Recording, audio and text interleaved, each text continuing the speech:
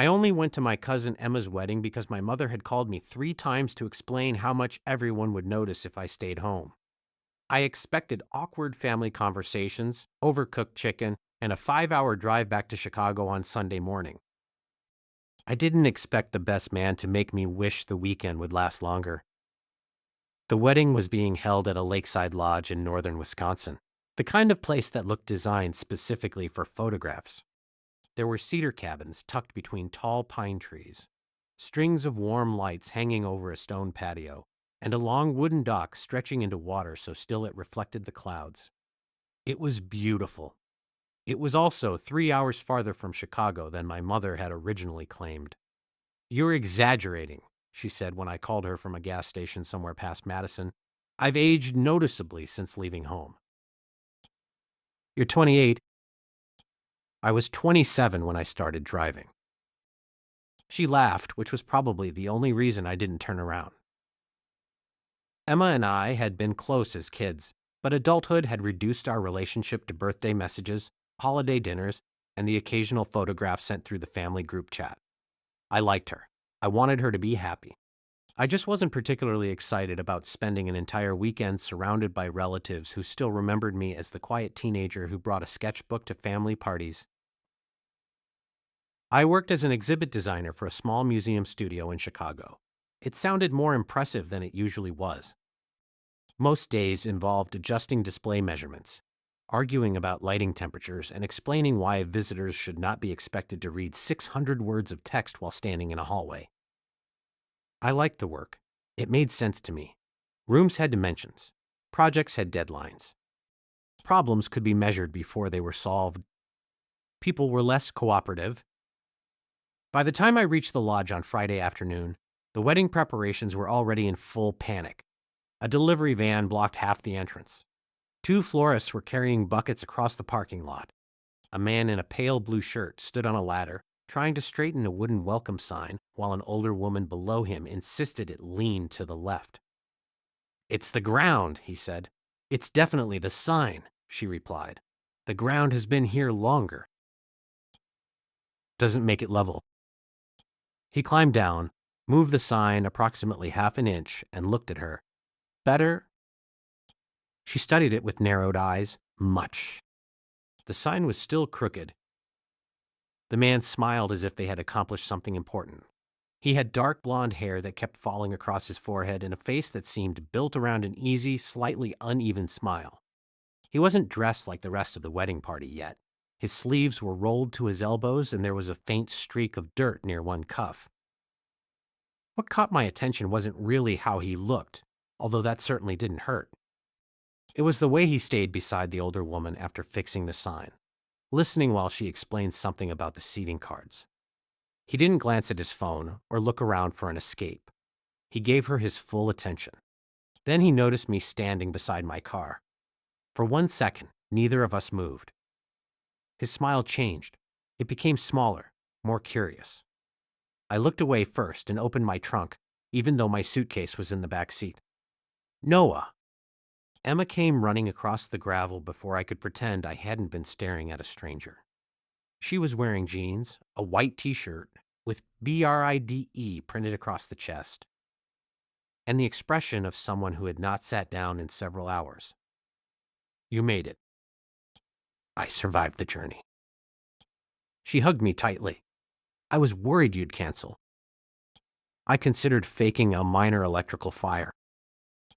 "I would have sent someone to get you." "That's exactly why I came."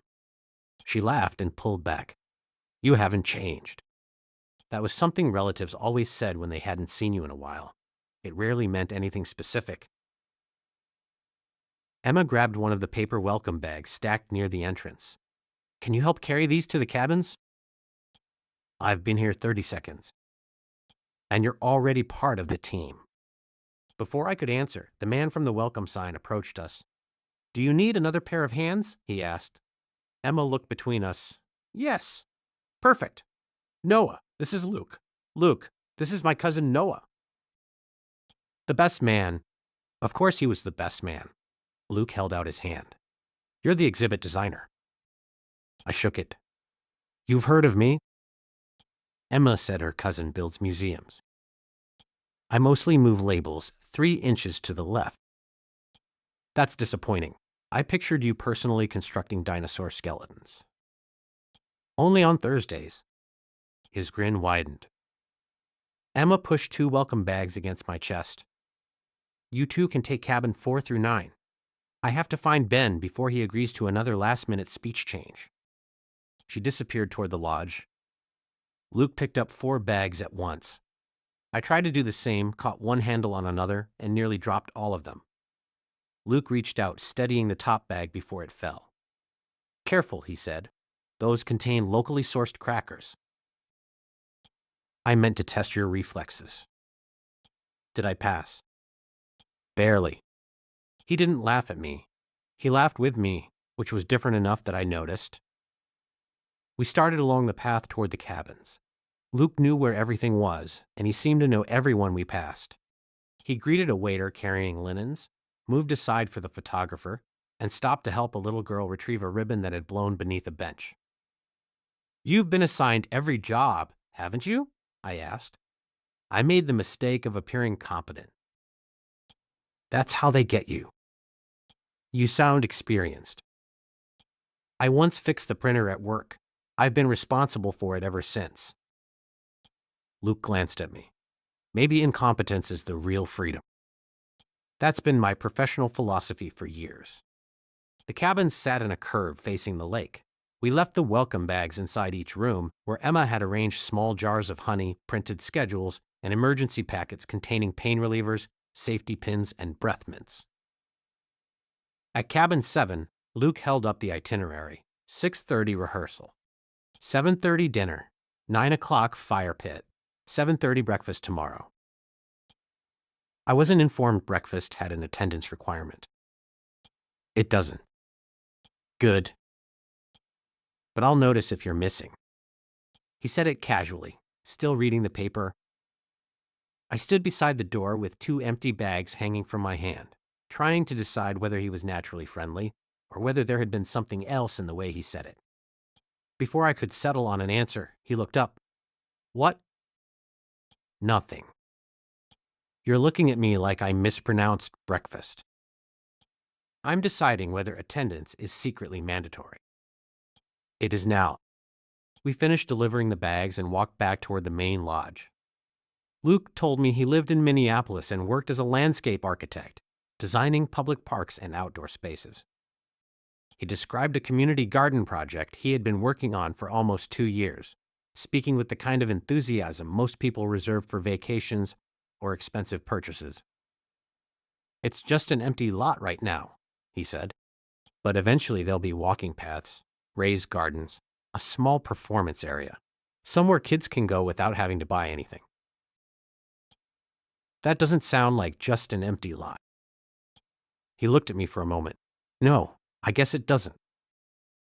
I told him about my current museum project, an exhibit on the history of regional radio.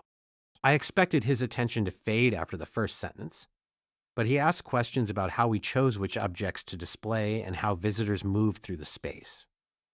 Most people treated my work as either vaguely artistic or vaguely technical. Luke seemed to understand that it was both. When we reached the lodge, Emma's fiancé, Ben, came through the doors, looking relieved. There you are, he said to Luke. The rental company brought 12 round tables instead of 10. Is that bad? It is when the seating plan has 10. Then we hide 2 tables. Where? Luke gestured toward the woods. Nature. Ben stared at him. Luke put a hand on his shoulder. I'll fix it. Ben noticed me and smiled. We had met twice before, both times at crowded family events. Noah, thanks for coming. My mother gave me no choice. She threatened me too, Ben said. That's how I proposed. Emma shouted his name from inside the lodge. Ben sighed. I'm being summoned. He disappeared through the doors. Luke watched him go. He's been nervous for 6 months. About getting married. About everything surrounding getting married. He's completely sure about Emma. There was something reassuring in the way he said it. No joke. No hesitation. Luke glanced toward the reception hall. I should deal with the table emergency. I should probably check into my room before Emma assigns me another task. Coward. Survivor. He started walking backward toward the entrance. 7:30 tomorrow, he said, for the mandatory breakfast. The entirely optional breakfast I'll be disappointed if you miss. He turned before I could respond. My room was in the smallest cabin, which I shared with my younger cousin Tyler. When I arrived, Tyler had already claimed the bed closest to the window and spread his belongings across every available surface. You met Luke? He said without looking up from his phone. I set my bag on the remaining bed. That sounded like a statement. Emma texted the family group. She said you were helping him with the welcome bags. News travels quickly here. Tyler looked up. He's gay. I paused while unzipping my suitcase. Thank you for providing the wedding census. I'm just saying. Why? You're both single. You've spoken to me twice in the last year, and now you're arranging my marriage. It would make the seating chart interesting. I threw a folded towel at him. The rehearsal began beside the lake at 6:30. The wedding party gathered beneath a wooden arch covered in greenery and white flowers. The rest of us sat in the first few rows while a coordinator explained where everyone should stand and when they should walk. Luke had changed into dark trousers and a white shirt. He stood beside Ben, occasionally leaning closer to say something that made him smile. Every few minutes, Luke looked toward the chairs. The first time, I assumed he was checking who had arrived. The second time, our eyes met. The third time, I was already looking at him. He held my gaze for a second and gave me the smallest nod, as though we shared some private understanding about optional breakfast attendance. I looked down at the ceremony program and read the same sentence 4 times. The rehearsal dinner was held on the lodge patio. My family occupied 3 long tables, and Luke sat across from me because Emma claimed the wedding party needed to mix with normal people before tomorrow. I didn't know I was normal, I said. Your family, she replied. That's close enough. Dinner was served buffet style. The food was actually good, which ruined one of my predictions about the weekend. Luke helped Emma's grandmother carry her plate, then returned to his seat with a piece of bread and nothing else. Is that your dinner? I asked.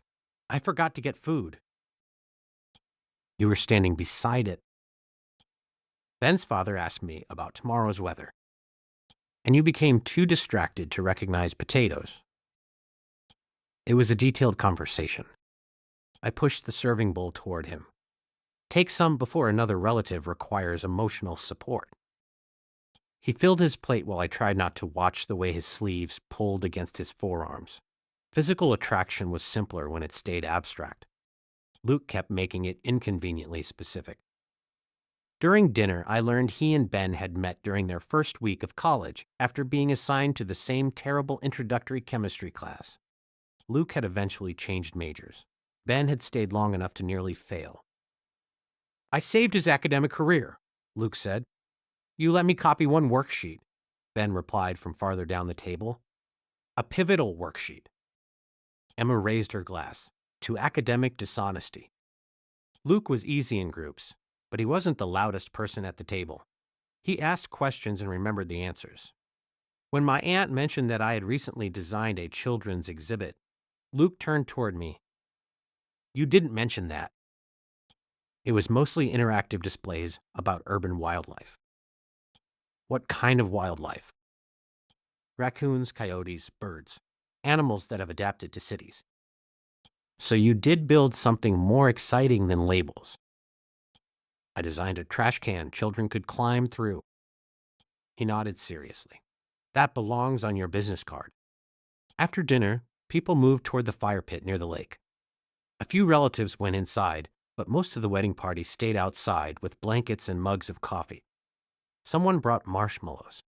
Ben's younger brother found a guitar, but fortunately didn't know enough songs to take control of the evening. I chose a chair near the edge of the group, where I could participate without becoming trapped. Luke was talking to 2 of the groomsmen on the opposite side of the fire. For 20 minutes, I pretended not to notice where he was. Then he stood, walked around the circle, and dropped into the empty chair beside me. "You stayed," he said. "I was told there would be marshmallows." I knew bribery would work. His knee was close to mine, not quite touching. For a while, we listened to the conversations around us. My aunt told a story about Emma cutting her own hair at age 6. Someone else argued that lake water was too cold for swimming. The fire cracked between gusts of wind. Luke leaned closer so he wouldn't have to speak loudly. "Do you always sit near the exit?" I looked at the path behind my chair. I didn't realize I was being studied. I noticed layouts. Landscape architect. Exactly. I shifted beneath my blanket. And maybe I like having an escape route. From your family. From most situations. That sounds exhausting. It's efficient. Luke considered that. I'm not sure those are the same thing. The remark should have annoyed me. It didn't. He said it without judgment, as if he was testing the idea rather than correcting me. "What about you?" I asked. "You've spent the entire day fixing everyone's problems." Best man duties. The sign wasn't a best man duty. You saw that.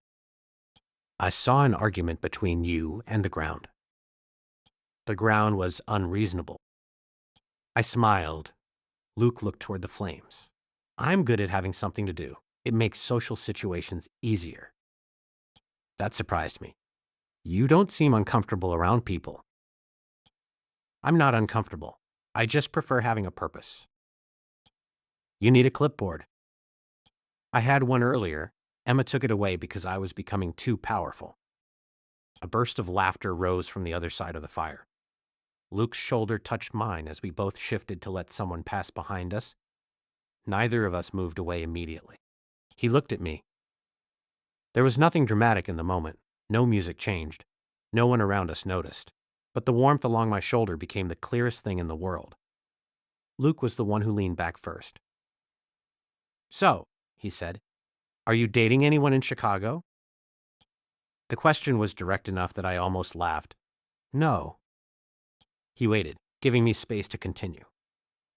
"I was with someone for 3 years," I said. "We broke up about a year and a half ago." "I'm sorry." It was the right decision. That was the sentence I always used. It was true, but it left out the part where a decision could be right and still take months to survive. Luke rested his hands around his coffee mug. Was it bad? Not in the dramatic sense. No betrayal. No screaming in the rain. He took a job in New York, and we decided we could manage long distance. Luke's expression shifted slightly. We managed it until we didn't, I continued. Eventually, every call became a scheduling problem. Every visit became something we measured. He built a life there, and I kept waiting for us to make a decision neither of us wanted to make. That sounds hard. It made me realistic. There it was again, my preferred explanation. Realistic, efficient, careful, words that sounded better than afraid. Luke looked toward the lake. I dated someone for about 8 months last year, he said. He lived in Minneapolis, so distance wasn't the problem. What was? He wanted every part of the relationship to happen faster than I did. Meeting families, moving in, planning years ahead. None of those things were wrong. I just kept feeling like I was being carried toward a life I hadn't chosen. Did you tell him? Eventually, later than I should have. Because you didn't want to disappoint him. Luke gave me a quick look. You really do study people. I noticed layouts. He smiled, but it faded gently. I think I'm better at solving practical problems than saying what I need, he said. I can redesign an entire park because a drainage plan is wrong, but asking someone to slow down feels impossible. Maybe you need a clipboard for relationships. That might be the solution. The group around us began to thin. Emma and Ben left first, followed by several relatives. By 11, only 6 of us remained. When my cousin Tyler announced that he was going to bed, he looked at Luke, then at me. with all the subtlety of a flashing sign. I ignored him. Luke waited until Tyler disappeared up the path. Your cousin is trying to communicate something. He's never been good at subtlety. What is he communicating? I refused to reward him by answering. Luke's smile returned. We stayed until the fire had burned low. When the others finally stood to leave, Luke and I walked together toward the cabins. The path was lit by small lanterns, and the lake was almost invisible beyond the trees. At my cabin, we stopped. This is me, I said. I remember. Because of the efficient welcome bag system. Because I noticed layouts.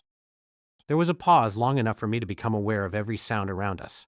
Insects in the trees, footsteps farther down the path, someone closing a cabin door. Luke put his hands in his pockets. Breakfast, he said. You're very committed to this. 7:30. That's early. I'll save you coffee. What if I don't come? I'll be forced to assume you hate locally sourced eggs. I looked at him, and he looked back with an openness that made me want to stop measuring the moment. I'll be there, I said. Good night, Noah. Good night. He walked away.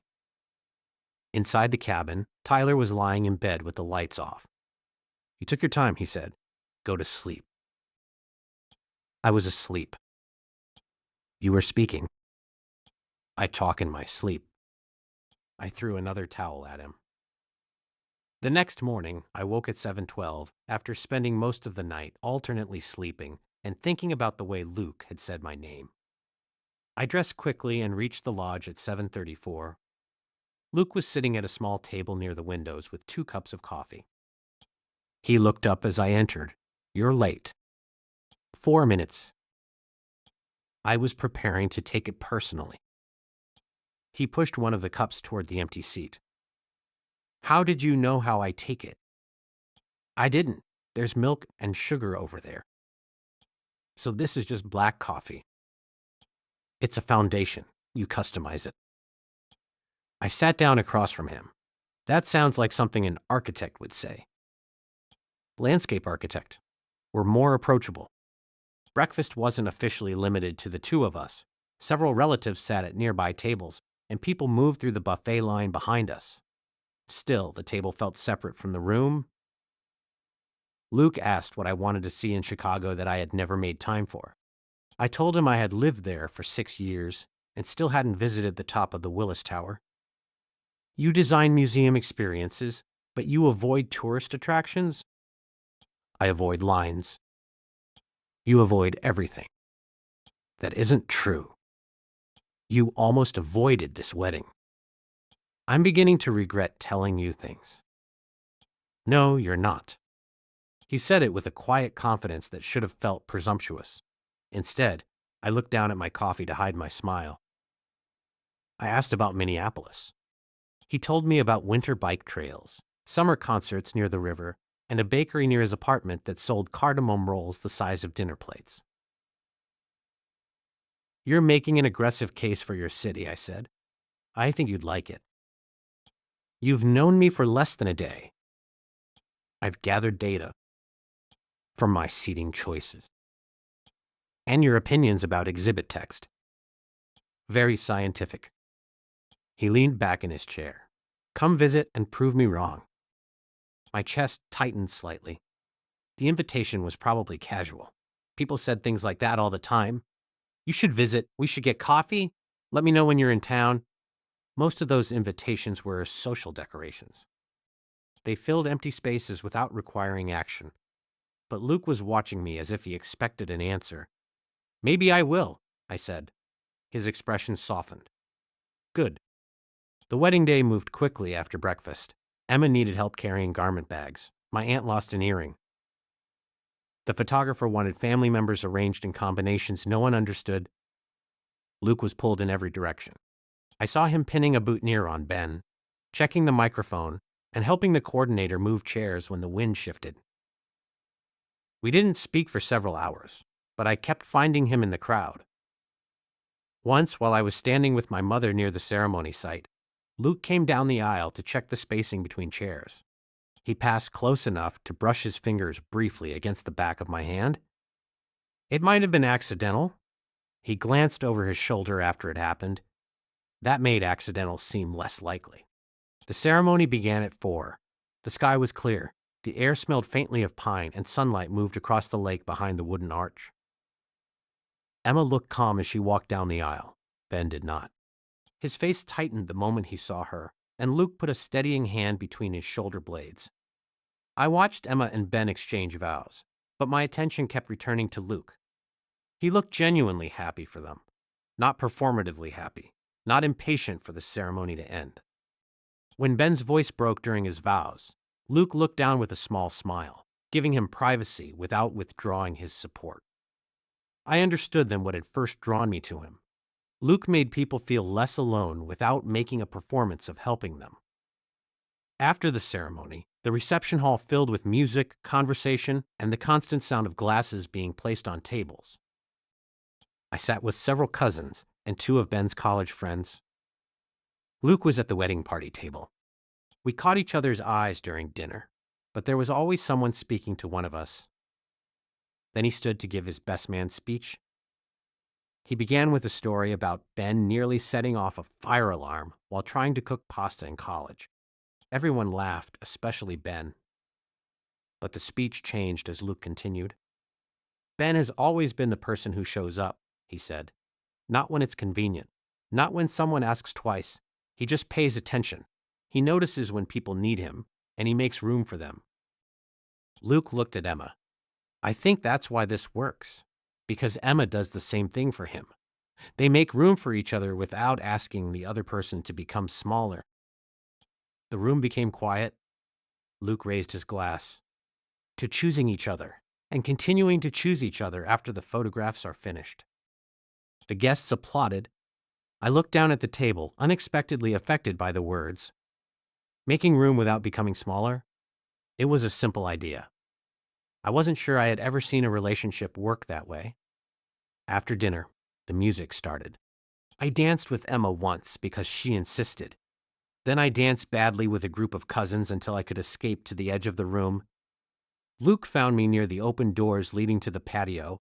You're avoiding the dance floor, he said. I was just there. I saw. It looked medically concerning.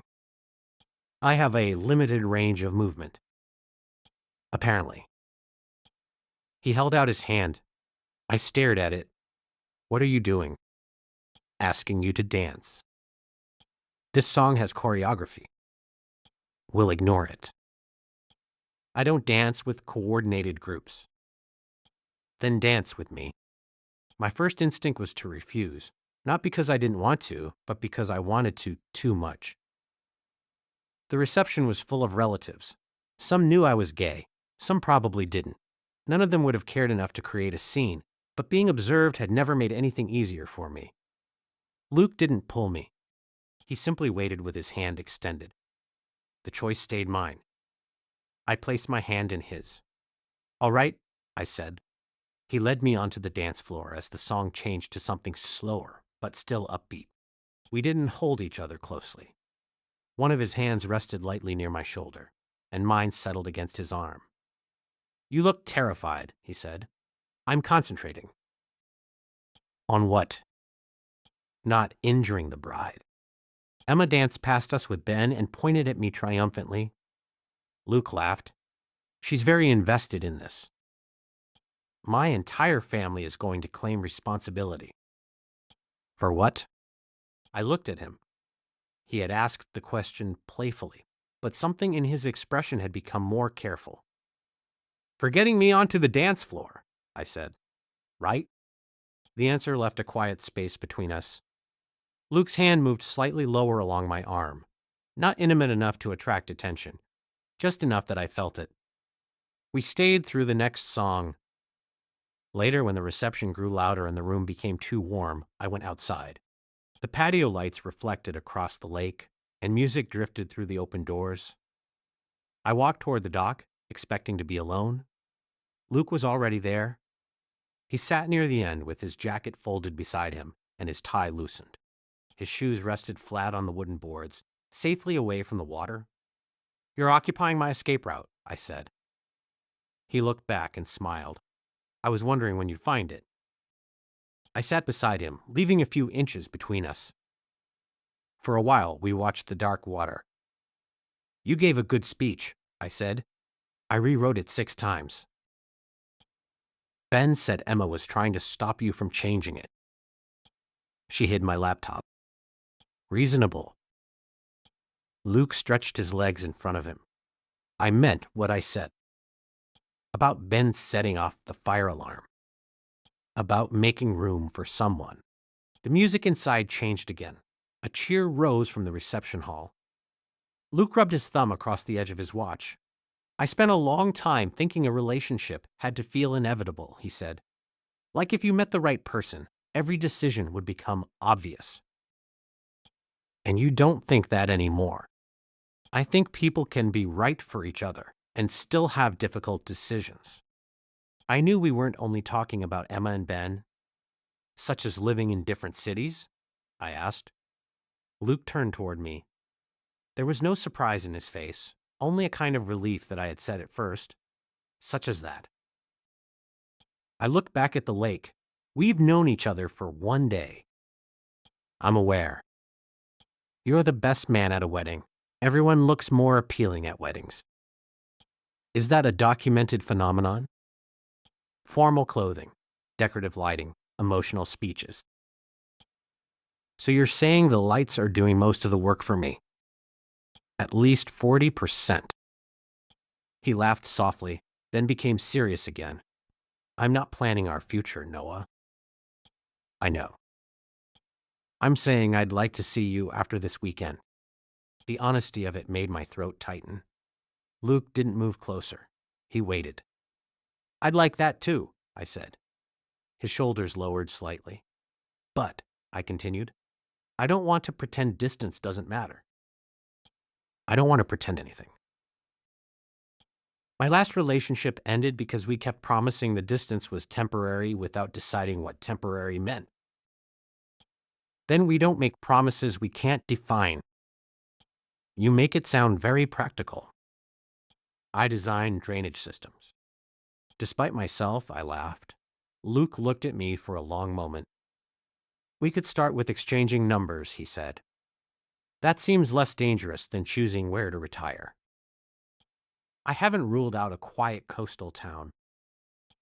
I need access to public transportation. Then our imaginary retirement is already failing. Good thing we're starting with numbers. I took out my phone. We exchanged contact information while sitting on the dock beneath strings of wedding lights. When his name appeared on my screen, it felt more significant than it should have. Luke sent me a message immediately. "Mandatory breakfast. 8:00 tomorrow." I looked at him. 8? "I'm giving you an extra 30 minutes. "That's very generous." "You earned it on the dance floor." We stayed on the dock until someone came looking for him to help organize the final sparkler photographs. Before Luke stood, his hand rested briefly against mine on the boards. This time, neither of us pretended it was an accident. Sunday morning arrived too quickly. At breakfast, Luke sat beside me rather than across from me. Our shoulders touched whenever one of us reached for coffee, and every small contact carried the knowledge that we would soon leave. Neither of us mentioned it until almost everyone else had finished eating. "What time are you driving back?" he asked. "I was planning to leave around 10. He checked his watch. It was 9:20. "That's soon." "It's a long drive." "I know." His disappointment was visible for only a second before he looked down at his plate. I wanted to say I could leave later. I wanted him to ask me to. Instead, I said, "When are you heading out?" "Probably 11. We both nodded as though discussing traffic. Back at the cabin, I packed slowly. Tyler watched me fold the same shirt twice. "You could just stay another hour," he said. "I have work tomorrow." So does everyone. I don't want to get back late. You live alone. Thank you for making that sound tragic. Tyler leaned against the wall. He likes you. You've spoken to him for 4 minutes. I have eyes. I zipped my suitcase. That doesn't mean anything can happen. Something already happened. We talked. You danced. I've danced with several people. Not while looking like that. Like what? Tyler shook his head. You're exhausting. I carried my bag to the parking lot at 10:15. Luke was waiting near my car. He had changed into jeans and a dark green sweater. Without the suit and formal responsibilities, he looked more relaxed. More like someone I might meet on an ordinary Sunday. That made leaving worse. You're late, he said. I thought you were giving me extra time. For breakfast, not departure. He took my suitcase and placed it in the trunk before I could object. Around us, relatives loaded cars and said goodbye. Emma was hugging one of her bridesmaids near the lodge entrance. Luke closed the trunk. So, he said. So, 5 hours. Approximately, depending on traffic. Traffic is always terrible. He nodded. I hated how quickly we had returned to practical facts. Luke put his hands in his pockets. Text me when you get home? I will. And maybe before then. While driving. Not while driving. I'm not interested in becoming the reason you enter a ditch. Good boundary. He smiled, but it didn't quite reach his eyes.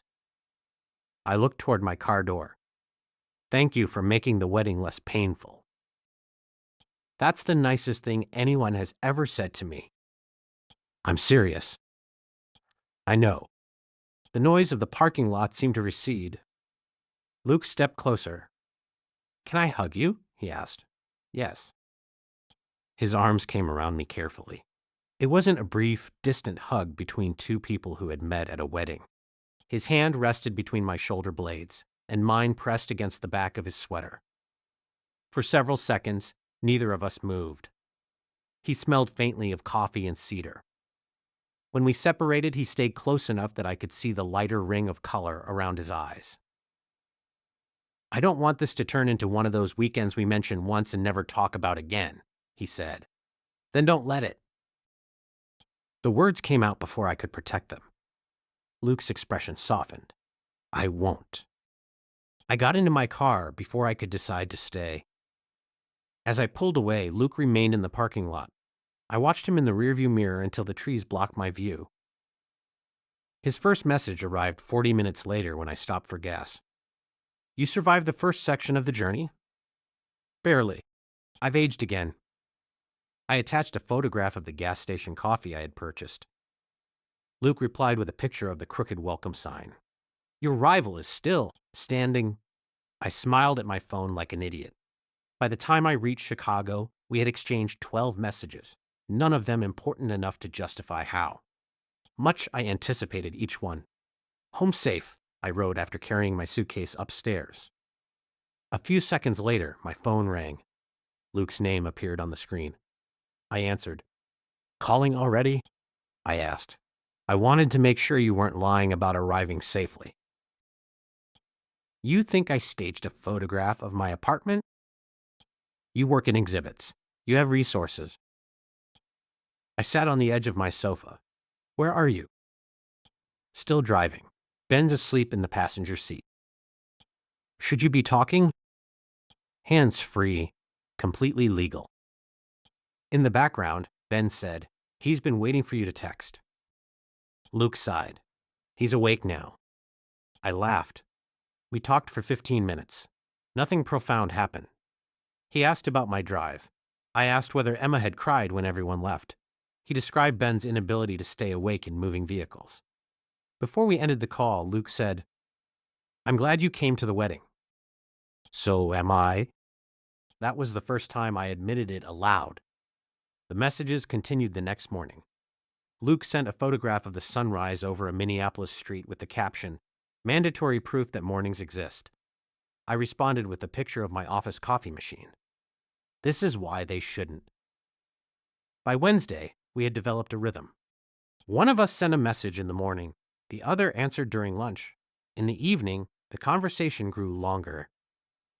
Luke told me when a city committee approved part of his garden project.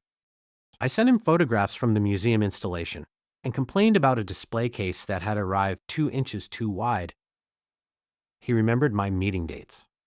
I remembered which client presentations made him nervous. A week after the wedding, he called at 10:30 at night. "I don't have a reason," he said when I answered. "For calling?" I was going to invent one, but that seemed dishonest. "You could ask about the display case." "How's the display case?" "Still 2 inches too wide." "Good. Now that we've handled that, how was your day?" We talked for almost 2 hours. The following week, I called him without inventing a reason. The distance still existed. I could feel it in the pauses after one of us described a place the other had never seen. It was there when Luke mentioned going to a concert with friends, and I imagined him among people whose names I didn't know. But we didn't make promises. We simply kept talking. 3 weeks after the wedding, Luke sent me a photograph of a bookstore in Madison. This is almost exactly halfway between us. I looked at the image for several minutes before replying. "Are you suggesting a neutral diplomatic meeting?" "I'm suggesting Saturday." My heart began beating faster. "Saturday as in 4 days from now? Unless you need more time to prepare your museum diplomacy." I hesitated only long enough to recognize that hesitation was my usual escape route. "What time?" We agreed to meet at 11. Neither of us used the word date. On Saturday morning, I changed shirts 3 times before choosing the first one again. The drive to Madison took a little over 2 hours. I arrived 12 minutes early and still found Luke waiting outside the bookstore. He wore dark jeans, a navy jacket, and the same uneven smile I had been thinking about for 3 weeks. For a moment, we stood several feet apart, suddenly shy in a way we had never been on the phone. "Hi," he said. "Hi. You're early." "So are you." I was worried about traffic. I was worried about appearing too eager. Luke smiled. "Didn't work." The tension broke. He stepped forward, then stopped. "Can I hug you?" Yes. The hug was shorter than the one in the wedding parking lot, but it felt more deliberate. We had both driven hours for it. Inside the bookstore, Luke picked up travel guides and suggested increasingly unrealistic destinations for our second diplomatic meeting. "Antarctica," he said. "Too cold." "The Sahara." "Too warm." "A moderately climate-controlled shopping mall." "Perfect." We wandered through the shelves, recommending books to each other. Luke preferred nonfiction about cities, public spaces, and environmental design. I chose novels and art books based largely on their covers. "You judge books by appearance," he said. "I'm a designer. It's professionally required." We bought coffee from the store cafe and spent an hour talking at a small table near the window. Afterward, we walked through the farmers market around the state capitol.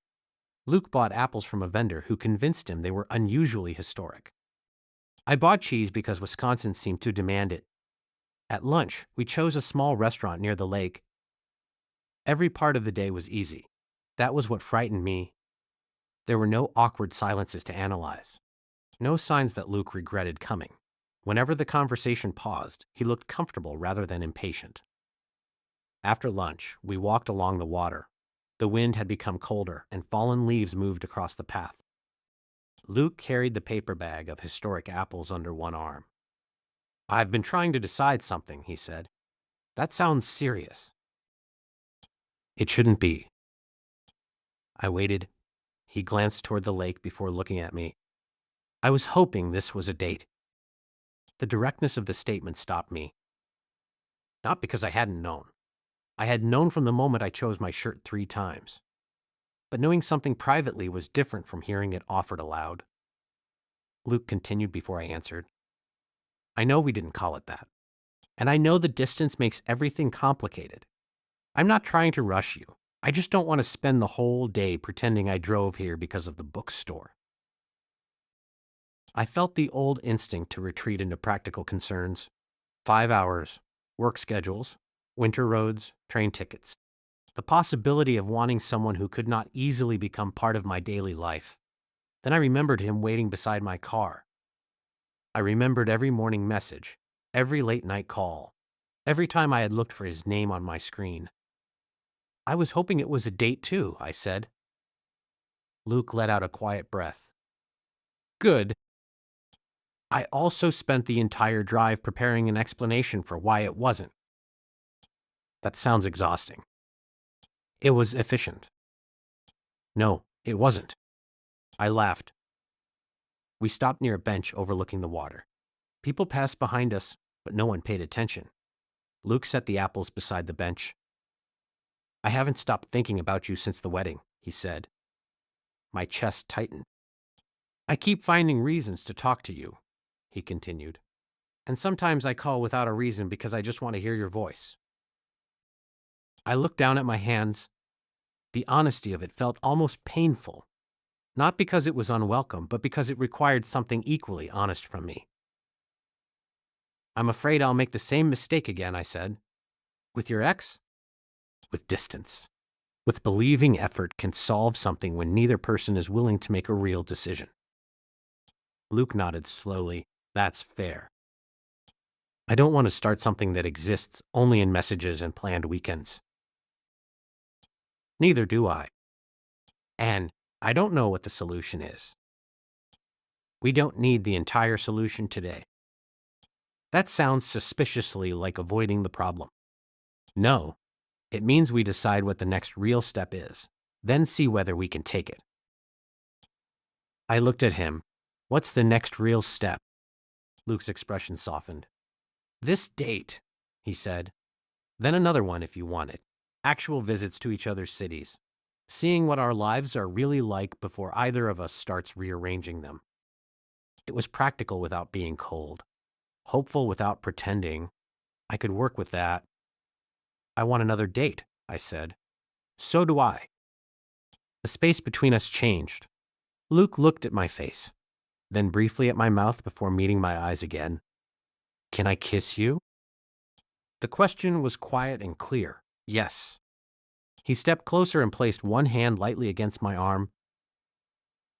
The kiss was soft and brief.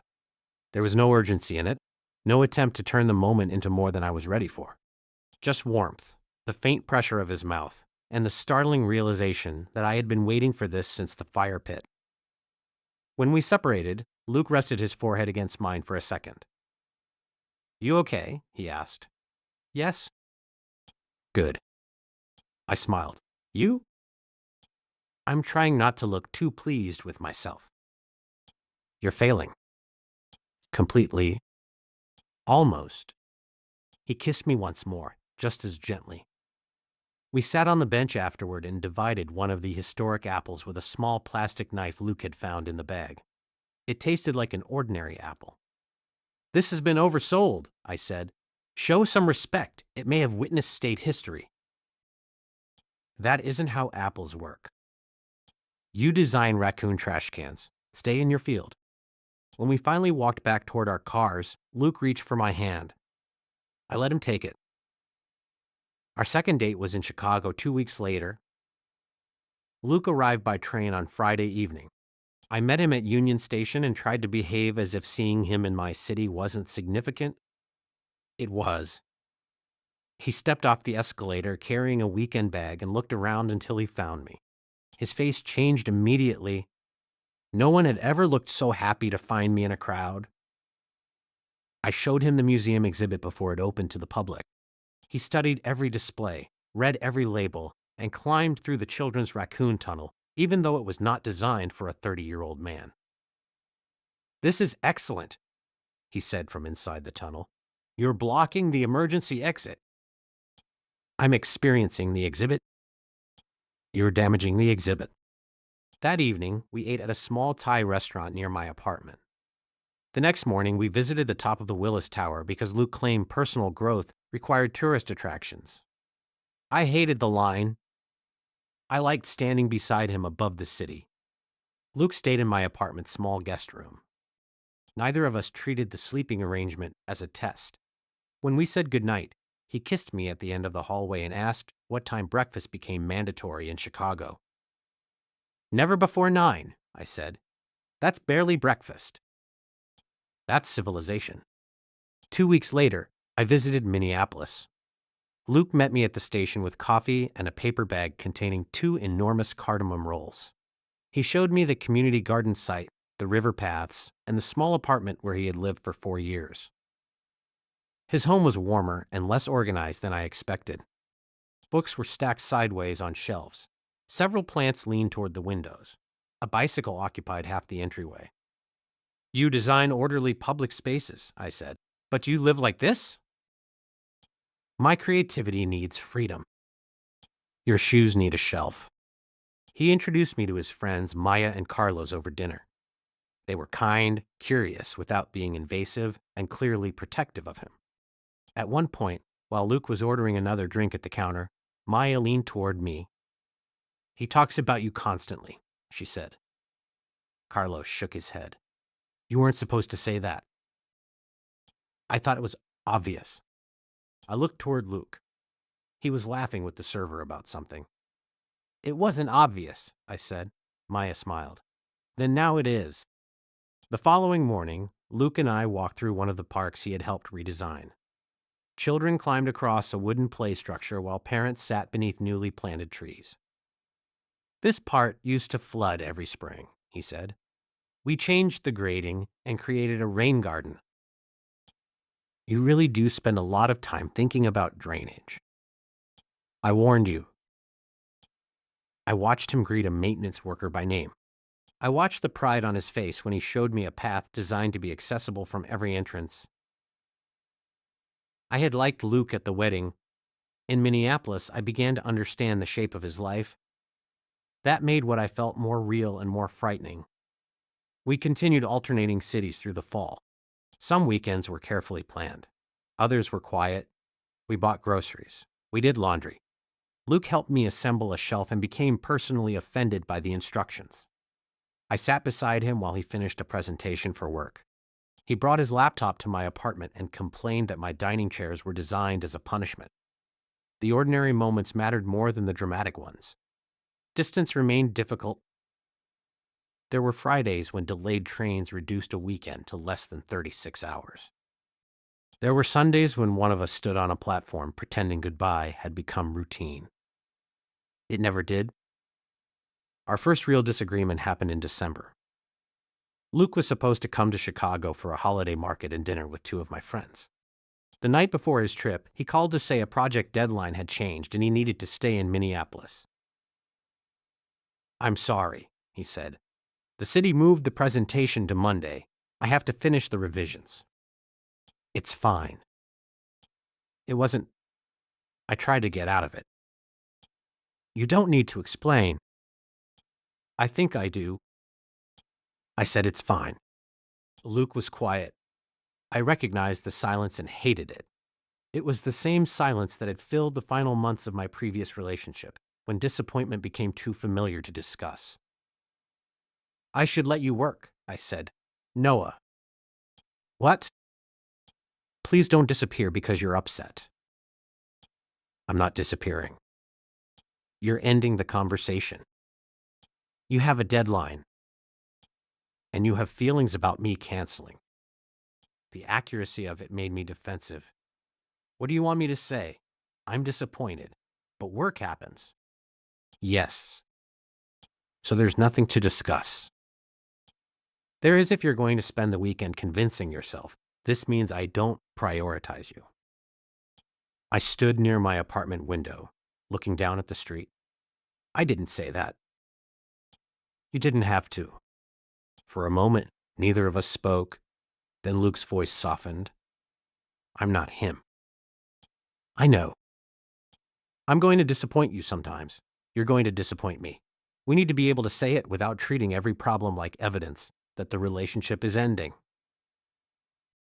The words landed harder than I wanted them to. I sat down. I was excited for you to meet them, I admitted. I know. and I hate that I arranged the whole weekend around your visit. I'm sorry. I know you didn't do it intentionally.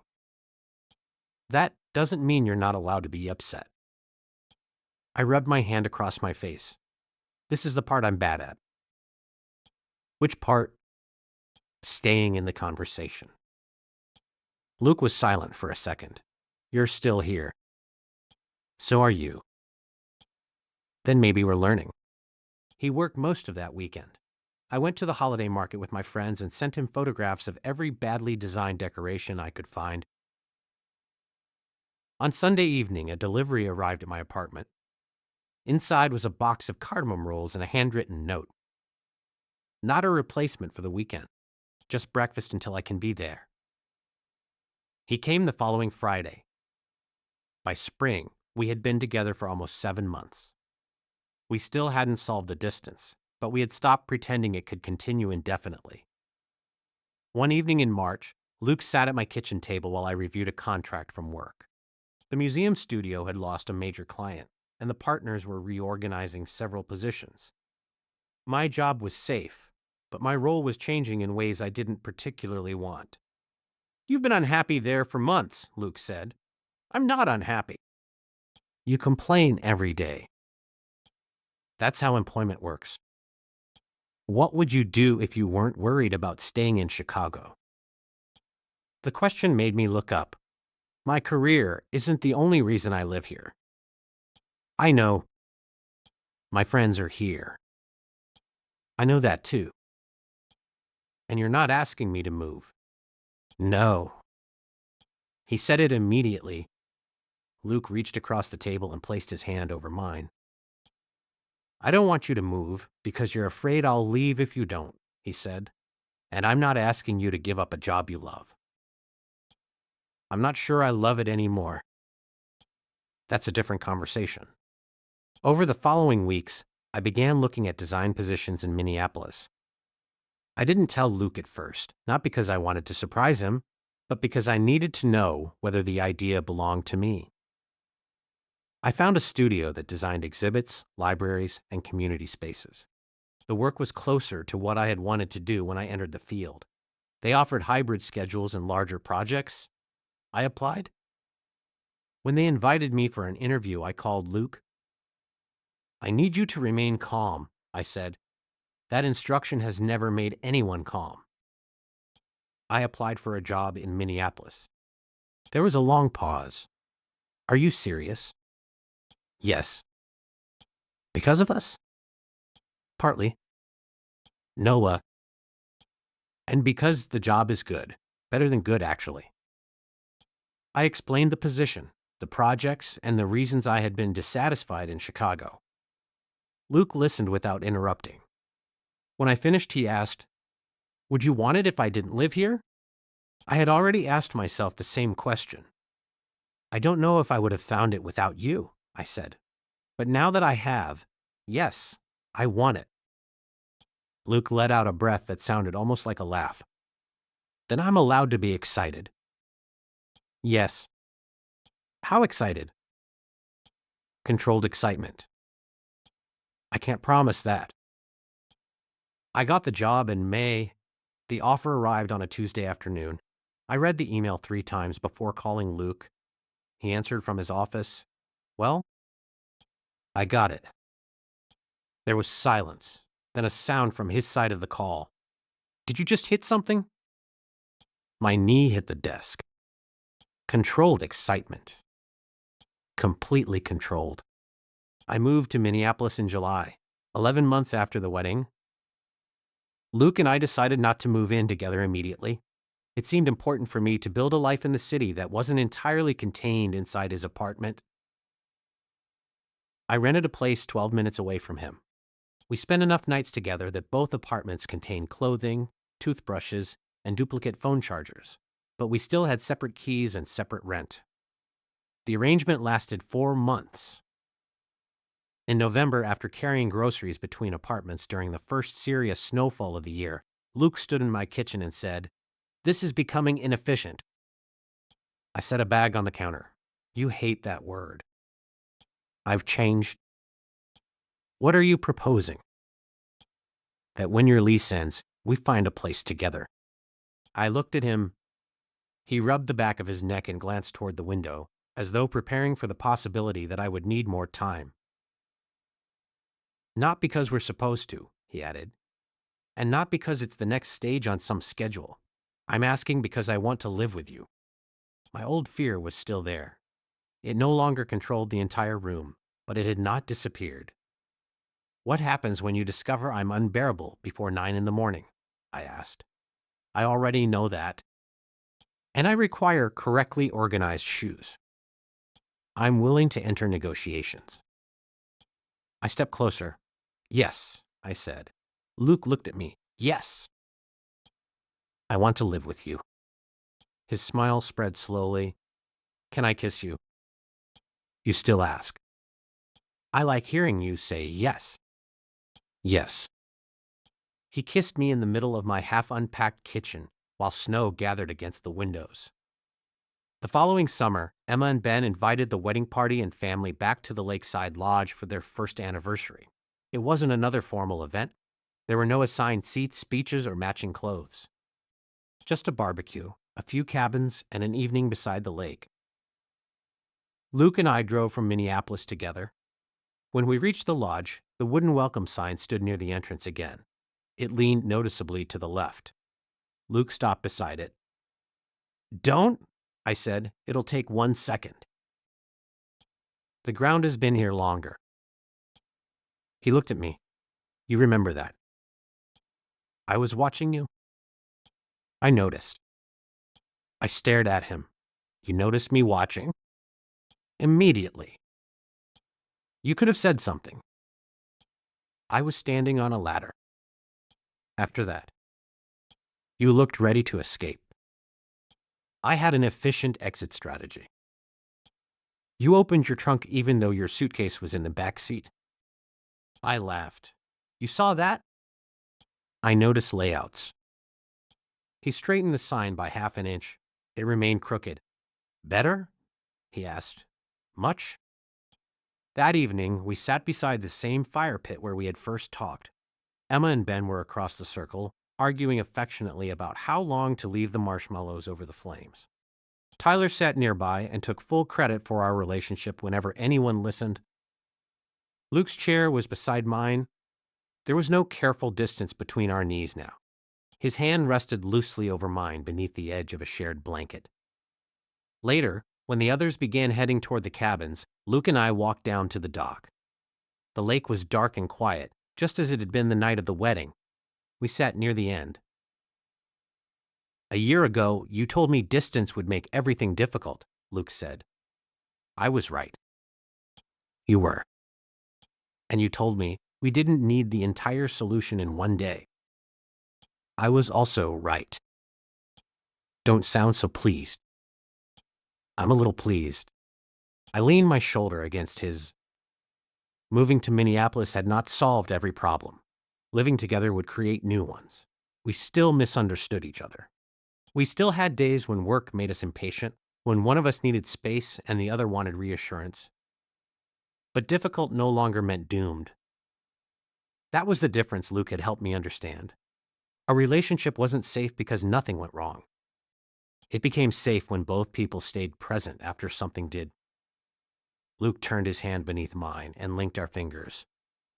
Do you ever think about what would have happened if you skipped the wedding? He asked. Sometimes. What do you imagine? I imagine Emma sending me photographs. My mother reminding me forever. You fixing the sign without an audience. That would have been tragic. Completely. And us. I looked at him. The lodge lights reflected faintly in his eyes. He was no longer the handsome best man I had watched from across a parking lot. He was the person who knew I became quiet when I was disappointed, who bought the wrong kind of toothpaste every third trip to the store, who watered my plants because I always forgot. He was the person I had chosen through long drives, difficult conversations, ordinary mornings, and decisions we made one real step at a time. I think we would have found other lives, I said. Luke nodded. And I'm glad we found this one. He lifted our joined hands and kissed my knuckles. Behind us, someone called our names from the lodge. Luke stood and offered me his hand. Ready? I looked once more across the lake, remembering the version of me who had arrived expecting nothing except an uncomfortable weekend and a long drive home. Then I took his hand. Yeah, I said. Let's go.